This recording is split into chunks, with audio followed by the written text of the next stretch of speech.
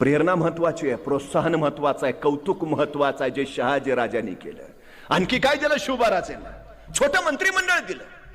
उद्या तुम्हाला तुमचं असं स्वतःचं मंत्रिमंडळ उभा करायचं आहे, कोण खात्री आहे? आणखी काय दिलं?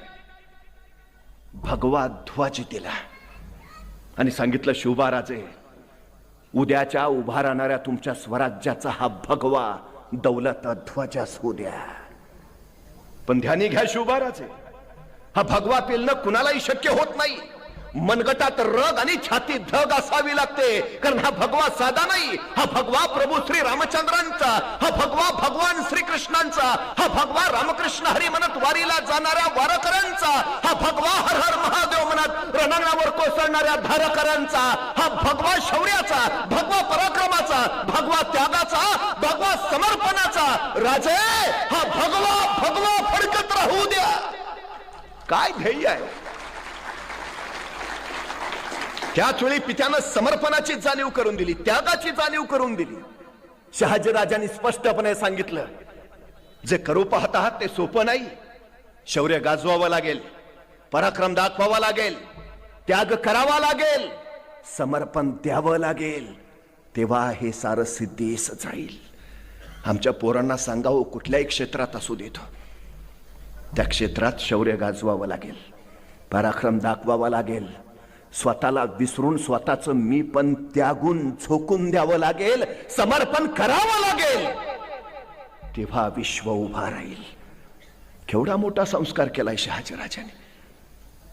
ते घेऊन आलेत शहाजीराजे.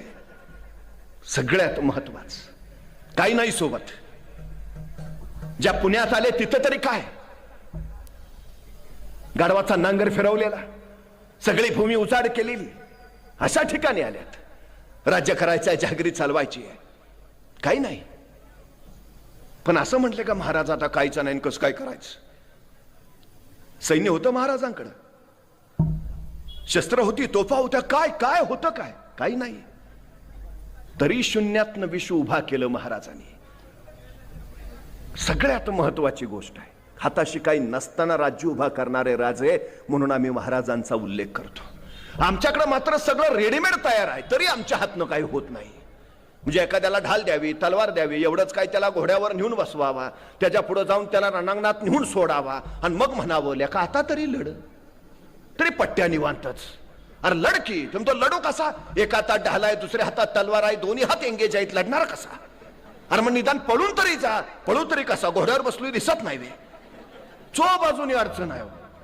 मुंगी बघितली, मुंगी मुंगी मुंगी मुंगी केवढीशी, तिचं डोकं केवढस, डोक्यातला मेंदू केवढासा, तरी पण त्या मुंगीला बरोबर कळतं कुठल्या गावातल्या कितव्या आळीतल्या, कितव्या घरातल्या, कितव्या खोलीतल्या, कितव्या कपाटावरचा, कितव्या फळीवर किती नंबरचा साखरेचा डबा आहे.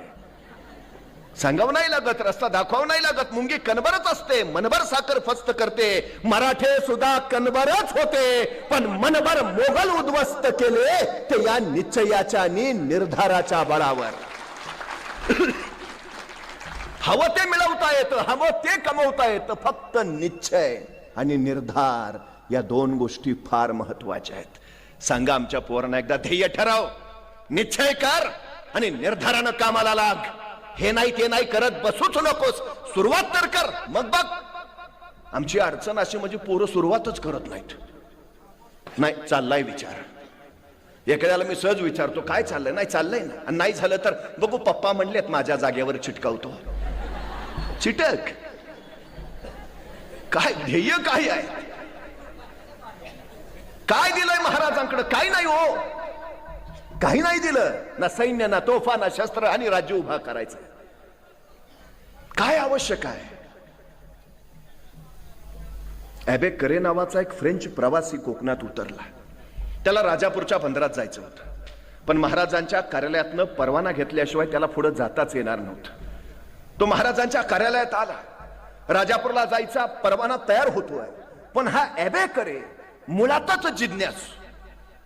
म्हणजे खरं सांगू, तुमचा माझा अभ्यास जेवढा आपण केला नाही ना, तेवढा परकीयांनी केलाय. इंग्रज व्यापारी म्हणून आले इथं, त्यांनी तुमचा माझा अभ्यास केला आणि त्यांच्या लक्षात आलं यांच्यावर राज्य करणं फार सोपं आहे. अभ्यासाच्या बळावर त्यांनी 150 वर्ष राज्य केलं आपल्यावर.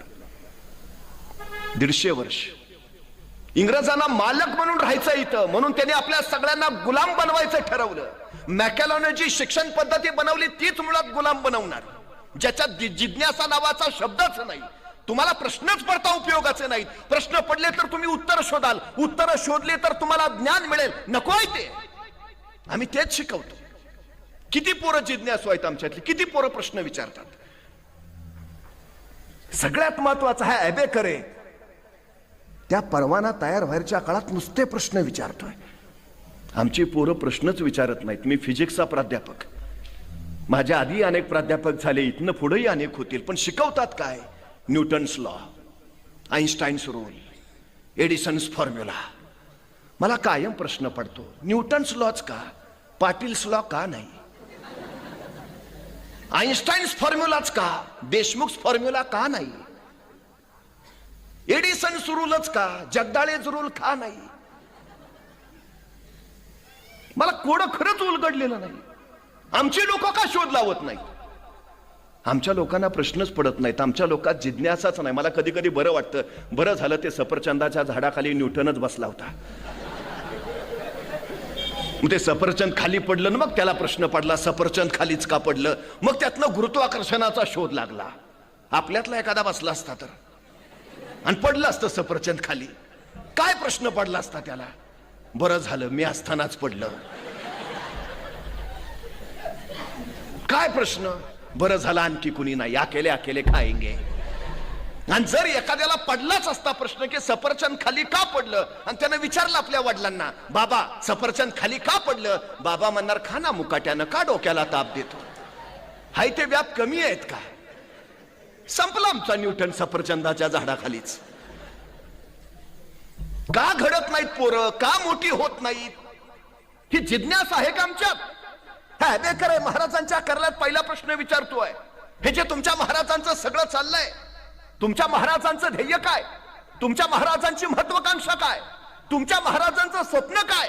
आणि महाराजांच्या कार्यालयातला तो अधिकारी सांगतोय, आमच्या महाराजांचं ध्येय, आमच्या महाराजांचं स्वप्न, आमच्या महाराजांची महत्वाकांक्षा अहद तंजावर पासून तहद पेशावर पर्यंत आणि सिंधू नदी पासून बंगालच्या उपसागरापर्यंत अखंड साम्राज्य उभं करायचं आणि त्या साम्राज्यावर भगवा डौलानं फडकावत ठेवायचा, हे माझ्या राजांचं ध्येय ठरलंय. हो ध्येय अहद तंजावर ते तहद पेशावर, सिंधू नदी पासून बंगालचा उपसागर, अखंड साम्राज्य उभा करायचं. हे फक्त महाराजांचं नव्हे, त्या महाराजांच्या कार्यालयात काम करणाऱ्या अधिकाऱ्याचं सुद्धा स्वप्न झालंय. त्यालाही माहिती आहे ते. हे ध्येय आणि त्याचा पाठलाग सगळ्यात महत्वाचं. ॲबेकरनं दुसरा प्रश्न विचारला, तुमच्या महाराजांचं ध्येय एवढं प्रचंड आहे, मला कौतुक याचं आहे की तुमच्या महाराजांचं सैन्य कमी, तुमच्या महाराजांची शस्त्र कमी, तुमच्या महाराजांकडे सामर्थ्य कमी, पण तरी तुमचे महाराज प्रत्येक लढाईत यशस्वी होत आहेत. तुमच्या महाराजांच्या यशाचं कारण काय? तसा महाराजांच्या कार्यालयात तो अधिकारी म्हणाला, इथले नद्या, डोंगर, नाले, रस्ते, घाट रस्ते महाराजांना सगळं नजरेत साठवल्यासारखं आहे. अभ्यास हे आमच्या महाराजांच्या यशाचं कारण आहे. कशाच्या बळावर जिंकले महाराज? अभ्यास. आमची पोरं अपयशी का होतात? विना अभ्यास. साधं सोपं गणित आहे. आमच्या गावातले 4 पोरं परवा एकत्र आले, म्हणली नोकऱ्या तर नाहीत, काहीतरी उद्योग करूया. मग झालं संशोधन सुरू, कुठला उद्योग करायचा. बराच वेळ खल केल्यावर त्यांच्या लक्षात आलं, आपलं गाव जरा आत आहे, एसटी स्टँड बाहेर आहे, एसट्या बाहेरच थांबतात, माणसं तिथंच उतरतात आणि 2 किलोमीटर चालत गावात येतात. लोकांना प्रचंड त्रास होतो. आपण जर रिक्षा घेतली, व्यवसाय जोरात चालेल. एसटीतनं उतरणारा माणूस रिक्षातून लगेच गावात, व्यवसायात चालेल. ठरलं. चौघांनी लगेच पैसे काढले, चौघात मिळून रिक्षा घेतली, नवी कोरी रिक्षा लगेच स्टँडवर लावली, रिक्षा स्टँडवर लावली आणि चौघातले 3 रिक्षात मागं बसले, चौथा पुढे बसला. एसटी आली, माणसं उतरली, रिक्षा बघून हरकली, धावत धावत रिक्षात बसायला आली, वाकून बघितलं, म्हणली रिक्षा फुल, चलो पैदल. 6 महिने झालं यांचा व्यवसायच होईना. 6 महिन्यांनी परत एकत्र आले, म्हणले या व्यवसायात काही दम नाही, दुसरा करूया. म्हणले कुठला करायचा? बराच विचार केला, नंतर लक्षात आलं, आपल्या गावात गाड्या भरपूर आल्यात, पण गाडी पंक्चर झाली तर पंक्चर काढायचं दुकान नाही, पंक्चर काढायचं दुकान टाकू. जोरात चालणार. परत चौघांनी पैसे काढले, पंक्चर काढायचं दुकान टाकलं. पण पंक्चर काढायचं दुकान टाकून 6 महिने झाले तरी ह्यांच्या दुकानात एकही गाडी पंक्चर काढायला आली नाही. का? ह्यांनी पंक्चर काढायचं दुकान 4थ्या मजल्यावर टाकलं होतं. काय करताय? कुठं करताय? कधी करताय? कसं करताय? या प्रश्नाची उत्तरं शोधणं याचा अर्थ अभ्यास करणं. कुठल्या क्षेत्रात आहात त्या क्षेत्राचा सखोल आणि खोलवर अभ्यास हे तुमच्या यशाचं सगळ्यात महत्वाचं कारण. महाराज यशस्वी का झाले? अभ्यास, विलक्षण अभ्यास. सुरतेवर छापा मारला महाराजांनी, इंग्रजांच्या वखारीवर धाड पडली. आता इंग्रजांच्या वखारीत काय? सोनं नाणं हिरे मोती माणकं. पण महाराजांचं लक्ष तिकडं नाही. महाराज जिज्ञासू, त्यांची जिज्ञासू नजर भिरभरत राहिली. काहीतरी आहे, हे इंग्रज सुधारलेले, पुढारलेले, शिक्षित, इथं काहीतरी असेल. आणि नेमकं सापडले एका कोपऱ्यात एक कसलं तरी यंत्र महाराजांना सापडलं. महाराजांनी उचललं, सोबत आणलं. आता यंत्र उचलून आणलं खरं, पण यंत्र कशाचं आहे तेच माहित नाही. जिज्ञासा किती आहे बघा. महाराजांनी परत इंग्रजांना पत्र पाठवलं. ते परवा छापा मारलेला, आणलंय तुमचं यंत्र उचलून, पण ते कशाचं आहे सांगता का? नाही सांगितलं इंग्रजांनी, नाही सांगितलं. महाराजांनी स्वतः शोध घेतला, हे यंत्र कशाचं कशाचं, आणि महाराजांना कळालं हे छपाई करायचं यंत्र आहे. उत्तम उत्तम उत्तम. छपाई करता येईल, ग्रंथ छापता येतील, ज्ञान प्रवाहित करता येईल. अभ्यास व्हायला हवा, ज्ञान झिरपायला हवं, ग्रंथ हवेत. हे छपाई यंत्र चालू झालं पाहिजे, चालूच झालं पाहिजे. महाराजांनी पुन्हा इंग्रजांना पत्र पाठवलं. ते छपाई यंत्र चालवणारा कोणी माणूस पाठवता का? नाही पाठवला इंग्रजांनी. जेवढा काळ महाराज सुरतमध्ये होते तेवढा काळ त्यांनी ते यंत्र चालू करायचा प्रयत्न केला, झालं नाही. शेवटी महाराज सुरतवरनं निघाले. निघताना महाराजांनी ते छपाई यंत्र सुरतेच्या भीमजी पारेख नावाच्या माणसाला दिले आणि सांगितलं छपाई यंत्र सुरू करा, छपाई कला सुरू करा. महाराज पुढे महाराष्ट्रात आले, पण महाराजांनी दिलेलं ते यंत्र भीमजी पारेखनी चालू केलं आणि हिंदुस्थानातला पहिला छापखाना सुरतमध्ये सुरू झाला, ज्याचं नाव होतं श्री शिवाजी छापखाना. म्हणजे हिंदुस्थानच्या छपाई कलेचे जनक म्हणून सुद्धा आम्हाला महाराजांकडे बघावं लागतं. 350 वर्षापूर्वी महाराजांचा काळ किती धामधुमीचा आहे. पण या धामधुमीच्या काळात सुद्धा महाराजांनी किती ग्रंथ तयार करून घेतले असतील. संकर्षण सकळकडे नावाचा लेखक त्यांच्या पदरी आहे, पंडित आहे. त्याला सांगितलं ग्रंथ लिही. गनिमी काव्याच्या युद्धतंत्रावर महाराजांनी त्याच्याकडनं ग्रंथ लिहून घेतलाय. महाराजांनी चरित्र स्वराज्याचं या संकर्षण सकळकडेकडनं लिहून घेतलंय. त्याच्याही पेक्षा अमात्य बोलू रघुनाथ पंडितम करूची राजव्यवहार कोशम, मराठीतला पहिला शब्दकोश आहे हा राजव्यवहार कोश महाराजांनी तयार करून घेतलाय. रयतेच्याच भाषेत कारभार चालला पाहिजे. सगळ्यात महत्वाचा ग्रंथ, सगळ्यात बाळकृष्ण ज्योतिषी संगमेश्वर यांच्याकडनं खगोलशास्त्रावर ग्रंथ निर्माण करून घेतलाय महाराजांनी. गोविंद भट्ट बर्वे राज्याभिषेक प्रयोग नावाचा ग्रंथ लिहून घेतला. गागा भट्ट आलेत राज्याभिषेकाच्या वेळी. महाराज त्यांना म्हणालेत, गागा भट्टजी, आद्य शंकराचार्य, कुमारिल भट्ट आणि मंडन मिश्र यांचा अद्वैतावर जो वादविवाद झालाय तो ग्रंथरूपाने लिहा. म्हणजे महाराजांना आद्य शंकराचार्य माहिती आहेत, कुमारिल भट्ट माहिती आहेत, मंडन मिश्र माहिती आहेत. कशावर वाद झाला ते माहिती, अद्वैतवाद. सगळे समान, सगळे एक, एकत्व, अद्वैत. लोकांपुढे येऊ द्या, गागा भट्टाची लिहा. शिवार कोद आहे, समय नाही. हे ग्रंथ गागा भट्टांनी महाराजांच्या सांगण्यावरनं लिहून घेतलेत. केवढी ग्रंथ संपदा महाराजांनी निर्माण केली. स्वतः महाराजांना संस्कृत येत आहे, महाराजांनी लिहिलेले अभंग उपलब्ध आहेत. महाराजांनी उमाजी पंडितांना स्वतःच्या मुलाला म्हणजे संभाजी राजांना संस्कृत शिकवण्यासाठी ठेवलंय.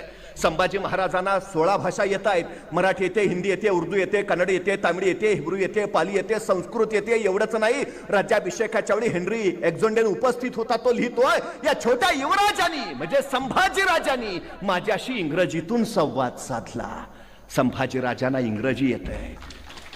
350 वर्षापूर्वी अभ्यास का महत्वाचा? महाराज असं म्हणाले का? नाहीतर काय आता संभाजी महाराजांना युद्धच करायचं आहे, कशाला इंग्रजी आलं पाहिजे? नाही, येतंय, संस्कृत येतंय. काव्यग्रंथ लिहिलेत संभाजी महाराजांनी संस्कृत मधून 2, पाली भाषेतून, प्राकृतातून. अभ्यास का महत्वाचा? कुठलाही क्षेत्र असा, कुठलाही प्रांत असा, यश मिळवायचं तर अभ्यास महत्वाचा आहे. महाराजांनी ते केलं. म्हणजे 1645 पासून 1700 सालापर्यंत महाराष्ट्रात जेवढी ग्रंथसंपदा झाली, तिथून 1700 सालापासून 1818 पर्यंत किती ग्रंथ निर्माण झाले महाराष्ट्रात? एकही नाही. महाराजांनी महाराष्ट्राचं सांस्कृतिक विश्व समृद्ध केलं. कारण यशाचा सगळ्यात मोठा पाया कुठं आहे तर अभ्यासात आहे. महाराज हे सांगतायत, आमच्या पोरांच्या जिज्ञासा जिवंत ठेवा, कुतूहल त्याच्यात निर्माण होऊ द्या. आमची जी पोरं अलीकडे कारण सांगतायत ना, हा अरे काय काय करत नाही, आम्ही गरीब आहे ना. चांगलं आहे ना, मग गरीब आहे ना, अरे ही तुम्हाला श्रीमंत व्हायला मिळालेली सर्वोत्तम संधी आहे. काय काय सांगतात, नाही जरा बुद्धी कमी आहे, उत्तम. बुद्धी कमी आहे ना, उत्तम. विद्वान व्हायला तुला मिळालेली ही सर्वोत्तम संधी आहे. अरे स्वतःच्या कमतरताना बलस्थान बनवा आणि कामाला लागा ना. थांबता कसले, कारण कसले सांगता? काय होतं महाराजांकडे? काय नाही. 1645 ला महाराजांनी बेवसाऊ राजगड घेतला. बेवसाऊ होता, काहीच नव्हतं. म्हणजे राजगड घेतला तर तो बांधायला हवा. बांधायचा म्हणजे पैसे हवेत. होते का महाराजांकडे? नव्हते. मग महाराज असं म्हटले का, नाही घेतला असता राजगड, पण जरा फंड्स वगैरे नाहीत ना, आल्यावर बघू. मग नाही, आल्यावर बघू नाही, मी घेतो, पुढचं पुढं बघू. महाराजांनी 1645 लाच राजगड घेतला. 1646 ला महाराजांनी तोरणा जिंकला. आणि तोरण्याचं बांधकाम करताना महाराजांना सोन्याच्या मोहरांनी भरलेले 7 हंडे सापडले आणि त्या संपत्तीतनं महाराजांनी राजगड बांधून पूर्ण केला. महाराज सांगतायत, तुम्ही सुरुवात करा, जगदंबा आशीर्वाद घेऊन तुमच्या पाठीशी उभा असते. तो परमेश्वर कुणाच्या पाठीशी उभा राहतो? काम करणाराच्या, आराम करणाराच्या नाही. कारण कसली सांगत बसला, हे झाल्यावर करतो, ते झाल्यावर करतो, ते आल्यावर करतो. कर, सृष्टी तुला अडचणच येऊ देत नाही. 1670 साली महाराजांचा मोगलांशी प्रचंड मोठा भडका उडाला. मोगलांचं सैन्य 5 लाख आणि महाराजांचं 20,000. आता महाराज काय म्हणावेत? त्यांचे 5 लाख, आपले 20,000, डिपॉझिट पण राहणार नाही, कशाला अर्ज भरा. काय केलं महाराजांनी? सैन्य नाही म्हणून नको लढायला म्हटले, माघार घेतली. काय केलं? संघर्ष सुरू केला, पुढचं पुढं. 1670 साली महाराजांनी प्रबळगड जिंकला आणि महाराज प्रबळगडाची पाहणी करायला पालखीत बसून निघाले. पालखीत बसलेल्या महाराजांच्या शेल्याचं टोक पालखीच्या बाहेर लोंबकळत होतं. एका मार्गावर न जाताना महाराजांच्या शेल्याचं ते लोंबकळणारं टोक बोरीच्या झाडाच्या फांदीच्या काट्यात अडकलं आणि महाराजांना ताण बसला. तसे महाराज थांबले. पालखी थांबवा. पालखी थांबली आणि महाराज सोबत्यांना म्हणाले, हे बोरीचे झाड आमच्या पुढे जाण्यावर आक्षेप घेते आहे. हे बोरीचे झाड आम्हाला अडवते आहे. हे बोरीचे झाड आम्हाला काही सांगू पाहते आहे. इथे काहीतरी आहे. खना खना. माणसं कामाला लागली. बोरीच्या झाडाजवळ खणायला सुरुवात झाली. 5-6 फूट गेले. दगडी भिंता लागली. उकरा उकरा. भिंत उकरली. 27 घागरी आणि 4 कढया एवढं सोनं महाराजांना तिथं सापडलं. आणि या 27 घागऱ्यांनी 4 कढया या सोन्याच्या बळावर, संपत्तीच्या बळावर महाराजांनी मोगलांच्या विरोधातला संघर्ष जिंकला. तुम्ही सुरुवात करा, सृष्टी पाठीशी उभा असते. शून्यात विश्व उभा करणारे महाराज प्रत्येक लढाईत यशस्वी का झाले? थांबले नाही. तो कारण नाही सांगत बसले, हे नाही, ते नाही, ते नाही, हे नाही. आमच्या पोरांना सांगा, कारण नका सांगू. सबब इतर अजिबात नको. पुढं चला, सुरुवात करा. एक जण डोंगराच्या पायथ्याला उभा होता, वेळ रात्रीची. मी म्हणलं, का थांबलाय? नाही, वर जायचं आहे. म्हणलं, जा ना. मग नाही, अंधार आहे ना. मग मी माझ्या हातातला कंदील त्याला दिला. म्हणलं, जा आता. आणि मी आलो निघून. दुसऱ्या दिवशी पहाटे त्या पायथ्याला पोहोचलो तर सद्ग्रस्त तिथंच. मी म्हणलं, अरे वा, जाऊन आला वाटतं. नाही, गेलोच नाही. म्हणलं, का? अंधार आहे ना. अरे म्हणलं, मग कंदील दिला होता ना. हो, दिला होता ना, पण त्याचा उजेड फक्त माझ्या पायापुरताच पडतोय. मला किती लांब जायचं आहे? अरे भल्या माणसा, चालायला सुरुवात तर कर. उजेड आपोआप तुझ्या पायाबरोबर येत जाईल. सांगाव आमच्या पोरांना, सुरुवात कर बस. आपोआप आपोआप होत आहे सगळं. ध्येय ठरवा. ध्येयाच्या दृष्टीनं ज्या क्षेत्रात जायचं आहे त्याचा सखोल अभ्यास करा. अभ्यासाच्या बळावर मग तुम्हाला तुमच्या पुढच्या कृतींचं नियोजन करता येईल. तुम्ही काम कसं करता याला महत्व नाही, काम किती करता हेही महत्वाचं नाही, तुम्ही तुमच्या कामाचं नियोजन कसं करता हे फार आणि फार महत्वाचं आहे. 50 वर्षाचं आयुष्य आहे महाराजांचं, पण या 50 वर्षाच्या आयुष्यात एकही घटना अशी नाही, एकही प्रसंग असा नाही की ज्याचं महाराजांनी नियोजन केलं नाही. अहो ते जाऊ द्या, आईच्या गर्भात असतानाच ज्यांच्या आयुष्याचं नियोजन ठरलंय असे जर कुणी महापुरुष या सृष्टीत जन्माला आले असतील तर छत्रपती शिवाजी महाराजांशिवाय दुसरं नाव नाही. जन्माला यायच्या आधीच ठरलंय. हो का जन्माला यायचं? जन्माला यायच्या आधीच ठरलंय जन्माला येऊन काय करायचंय. 50 वर्ष एकही घटना नाही, एकही प्रसंग नाही की ज्याचं महाराजांनी नियोजन केलं नाही. एक साधी गोष्ट सांगतो. 10 नोव्हेंबर 1659 महाराजांनी प्रतापगडावर अफजल खानाचा कोतळा बाहेर काढला. अफजल खानाचा कोतळा बाहेर काढायला महाराजांना फक्त 2 मिनिटं लागली, पण या 2 मिनिटाच्या यशस्वीतेसाठी महाराजांनी तब्बल 1 वर्ष नियोजन केलं होतं. तब्बल 1 वर्ष. आईन्स्टाईन असं म्हणतात की मला जर कुणी 1 तासाचं काम करायला सांगितलं तर तासाभराचं ते काम कसं करावं ह्याच्या नियोजनात मी 50 मिनिटं घालवीन आणि 50 मिनिटाच्या नियोजनाच्या बळावर तासाभराचं ते काम मी फक्त 10 मिनिटात उरकीन. नियोजन तुमचा वेळ वाचवतं, नियोजन तुमची ऊर्जा वाचवतं, नियोजन तुमचे कष्ट वाचवतं, नियोजन